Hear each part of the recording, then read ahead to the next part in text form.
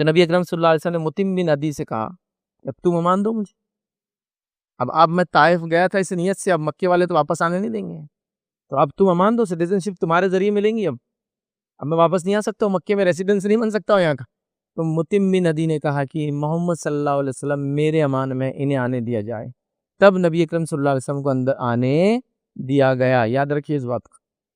تو یہاں متم بن عدی نے امان لی، ایک نان مسلم کافر سردار نے کام کیا۔ بدر میں جب یہ مشورہ دیا گیا کہ لوگوں کو ہم کیا کریں گے، کمپنسیشن لے کے چھوڑ دیں گے، کچھ لیں گے اور ان کو چھوڑ دیں گے، تو اللہ کے رسول صلی اللہ علیہ وسلم نے یہاں ایک بات کا اعلان کیا تھا اور صحابہ سے کہا تھا کہ صحابہ میری اس بات کو غور سے سنو، جنگ بدر کی بات کی بات ہے، صحیح بخاری میں یہ واقعہ آپ کو تفصیلاً ملے گا۔ آپ نے فرمایا اگر متم بن عدی آج زندہ ہوتا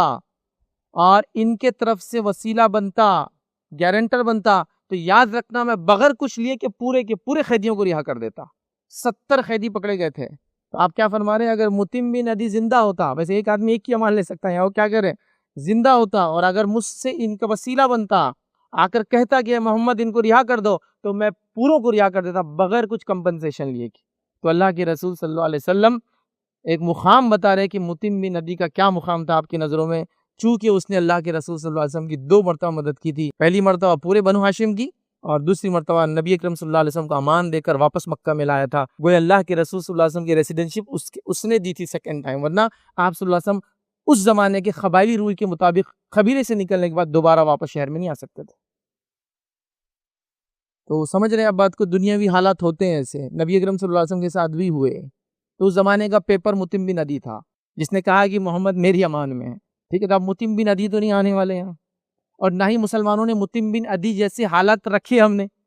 آپ میں سے کتنے لوگ جو میری بات کو سن رہے ہیں ان کا کوئی ایک نان مسلم فرینڈ ہے جس کے پاس جا کر وہ مجبوری میں مصیبت میں کبھی آواز دے سکتا ہے کوئی؟ تو وہ بھی نہیں ہے ہمارے پاس، تو متم بن عدی بھی نہیں ہے ہمارے پاس۔ یہ سیرت کے واقعات معمولی واقعات نہیں ہوتے ہیں، یہ سیرت کی باتیں معمولی باتیں نہیں ہوتی ہے، یہ نبی اکرم صلی اللہ علیہ وسلم کا اس سے عمل، اس کا احسان کو یاد کرنا کوئی مذاق نہیں ہے۔ ہم یہ نہیں کریں کہ ان کے ماحول سے، ان کے دین سے آپ مرغوب ہو جائے، ان کے تہوارات میں آپ گھس جائے، ان کی گریٹنگز کو آپ اپنا لے، ان کے طریقے پہ آپ چلے، وہ نہیں کہہ رہے،